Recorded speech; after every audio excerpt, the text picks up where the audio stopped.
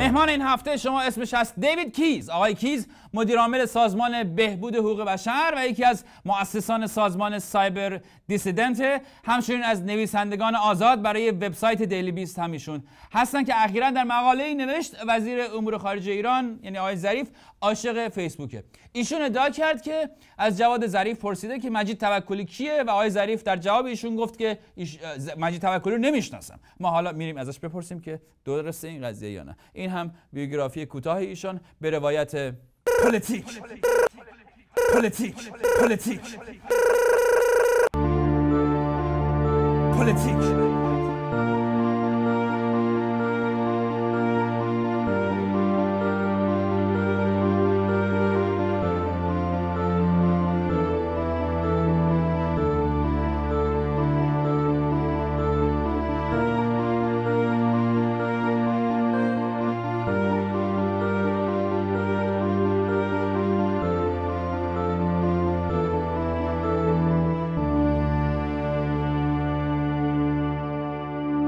You recently wrote a piece for the Daily Beast in which you said that you asked Mr. Jawad Zarif about imprisoned student leader Majid Tawakkoli, and his response was, as you claim, I don't know him. How did it happen? I walked up to the foreign minister after a small event and I said, do you think it's ironic that you enjoy posting on Facebook when it's banned in Iran? And his verbatim word-for-word response was, haha, that's life. Where was this? This was at a small event in New York. In New York here? Yes, in New York. And you were there? I was there. And then right after this question, I persisted. And so he said, ha ha ha? He said, ha ha, that's life. That's life. And then I said, when will Majid Tawakkoli be free? And he said, I don't know him. And then I went up to the Iranian ambassador to the United Nations, Mohammad Khazai, and I asked him the same questions. I said, do you think it's ironic that the foreign minister gets to post on Facebook when your government bans it in Iran? And he looked at his aide and he said, are the Facebook and Twitter banned in Iran? And I assured him that they were. And then I listed a whole bunch of political prisoners, and he said he had never heard of Omid-Reza Mir Saifi, the famous blogger who died in Iranian prison. He said he had never heard of Shiva Ahari. He said he had never heard of Majid Tawakkoli. Shiva Nazar Ahari. Yes. Yeah. And the only person he said he had heard of was Nasrin Sotoudeh. And he said the only reason I have heard of her is because she was in the media. Okay. So and then as you know, Mr. Zarif responded on Facebook to one of his fans who wrote, did you finally find out who Majid Tawakkoli is? And Mr. Zarif wrote, hello dear friend, I'm going to reply to your post in your style. Have you had the opportunity to know the Israeli writer who is claiming this? Are you from Israel? I'm an Israeli citizen. I was born in America, which I think is interesting because I would like to ask the foreign minister Zarif if that makes my question half valid or half appropriate, because I'm an American citizen born in Los Angeles, a place which gave refuge to a lot of Iranians fleeing theocracy and dictatorship. And I think it's really a racist and bigoted slur, in fact, against me, because I can only imagine if... You know, he refers to a conflict, not the race. Well, what he's saying is, because we have conflict with Israel, the guy is claiming that. He's obviously saying, I'm not, I didn't say that. He's denying it, sort of. Well, he's not denying it outright, and if he does deny it, he will lose that fight, I guarantee it. But I think it's more a slur against my judgment and my credibility. I've written for the New York Times and the Wall Street Journal and the Washington Post, and I don't think this is appropriate or fair. And I think, in fact, a lot of Iranians responded to him on Facebook saying, we don't care about the nationality of the journalist who asked this, we care about the fact that you don't know who Majid Tawakkoli is. Hundreds upon hundreds of people wrote that. Are you sure he wasn't joking, though? Wasn't he? Because he said, ha-ha, and then Majid Tawakkoli, ha-ha. He might be joking, right? It sure didn't seem... Majid Tawakkoli is very famous. Everybody knows He is very famous. But, you know, I think that this is a standard attempt of representatives of a dictatorship to shift attention away from the human rights issues that they should be confronted on. And in fact, when the ambassador, he started quizzing me about other countries. He said, what about Saudi Arabia? They don't have elections. Why don't you talk about them? I said, I do talk about them a lot. Your country allows only a few people to even run in the presidential election. So let's talk about your country. So he wanted to divert attention away from Iran. And that happens all the time. One of my mentors and the people I worked for spent 9 years in the Soviet Gulag in prison, And when Mikhail Gorbachev was asked by his lawyer why he let this famous dissident out of prison, he claimed, "I had never heard of him, but everywhere I went I was confronted by his name, and people were shouting his name at me, and it wasn't worth the international price we were paying." So what I tried to do, and what I hope to continue to do, is to confront Iranian diplomats everywhere they go with the names of imprisoned human rights activists, dissidents, journalists, and bloggers, and goodness knows there are hundreds and hundreds of them in Iran today. You studied Middle East. Yes. Can you name, you know a lot of political prisoners in Iran. Can you name 5 political prisoners that there are in Israel right now? I don't. You named like 5 of them randomly. Yeah. They were all correct? There are no prisoners in Israel currently. There is no political prisoners in Israel right now? There are no prisoners who are there because of their opinion about a political subject or criticizing the government.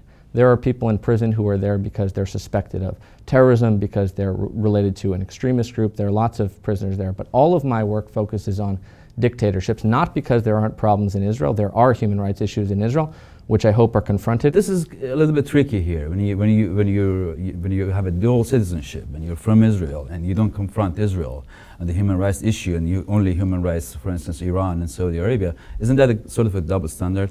I don't think so at all. I think that all citizens from throughout the world should be fighting to expand human rights and to protect individual freedoms such as freedom of speech, association, and religion, no matter where they come from. So if an Iranian wants to fight for human rights in America and expose human rights violations in America, they should do that. And it doesn't impinge upon their credibility because they happen to hold a certain citizenship, they happen to hold a certain passport, or they happen to have been born in a certain country.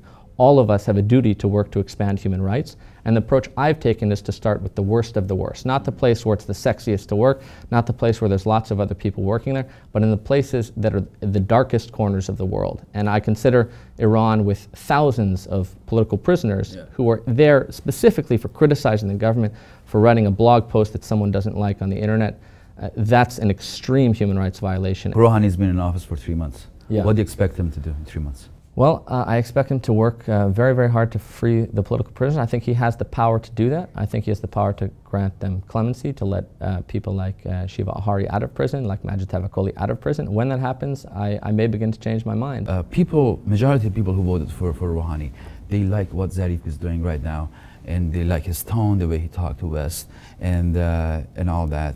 And they are very optimistic. He's very active on Facebook, even though, we raised even that issue in this program too, that why you can use Facebook and people in Iran can't do it freely. Mr. Rouhani exchanged a tweet with the founder of Twitter and all that. Are you optimistic too? Do you want to help this process? Do you want to help peace? What do you want to see? What do you see in Iran's future? What's perfect for you to see in Iran? I think that Iran will become more free over the long term. I think that it's hard to stop the Iranian people. You can't keep them down forever. I have so many wonderful Iranian friends who are so committed to the cause of human rights in Iran. And I don't think that this regime will last forever. I think it will open up in the near term, and I wish them every success in doing that. The way American government changed the tone and welcomed, I don't think Netanyahu welcomed. Well, look, you can ask that to geostrategicians. I'm here as a human rights activist, as the head of a human rights group. I have my own personal opinions about geostrategic issues, but they don't really impinge upon my work trying to open closed societies around the world, whether that's in China, Iran, Syria, or North Korea. And so I think that Iran does have a more hopeful future ahead of it, but there needs to be a lot more global pressure, even on people who may say one thing, because we've seen dictators and autocrats throughout history have always spoken a nice game. In the 1930s, Hitler gave many speeches saying, we want nothing more than peace. I'm not calling Iran Nazi Germany.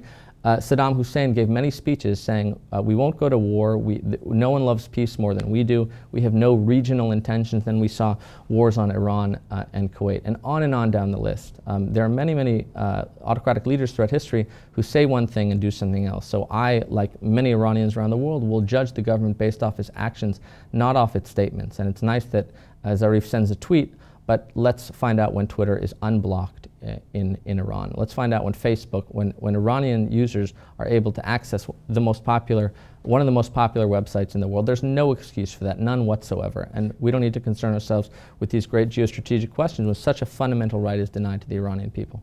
So all the beautiful things that you wish to happen in Iran, do you think Israel has a role in here? What do you expect Israelis to do? Do they have to change their tone? Do they have to do anything in this? Can they help at all? Because they're not helping right now. You know, the way that Mr. Netanyahu came to UN and gave that speech and all that, and the way he talks, and it reminds me of still the Ahmadinejad's era. What role would you give Mr. Netanyahu and Israeli government to play to help improve the situation? Well, I think this issue is actually a lot bigger than just Israel. It's a regional issue. It's also a global issue. What can bring Iran and... No, I'm specifically asking about Israel from you. Yeah, but I'm telling you from my perspective why I don't think Israel is very important in... It's not important? I don't think vis-a-vis Iran, no. I think that so long as Iran remains a closed society instead of an open society, so long as Iran continues to support regional dictators like Bashar al-Assad, it will remain a malevolent factor in the Middle East, and whatever Israel says or does is not of great consequence. It's a tiny country very far away from Iran. I hope there's nothing but peace between Iran and Israel. I think that there were a lot better relations in the past, and I hope they go towards better relations. But what concerns me is the domestic situation in dictatorships, because I'm a firm believer that if you want peace and stability in the region, you need peace and stability inside of the country. I didn't say that. Václav Havel said that, the great Czech hero, poet and writer and former president. You speak Arabic, Hebrew, and Farsi also? No, only a few words in Farsi. What do you know in Farsi? What do I know in Farsi? ظلم و استبداد نمیتونه برای همیشه دوام بیاره. یک روز این رژیم از پا در خواهد احمد و دموکراتیک میشه. امیدوارم که روز ایران را اینطور ببینم.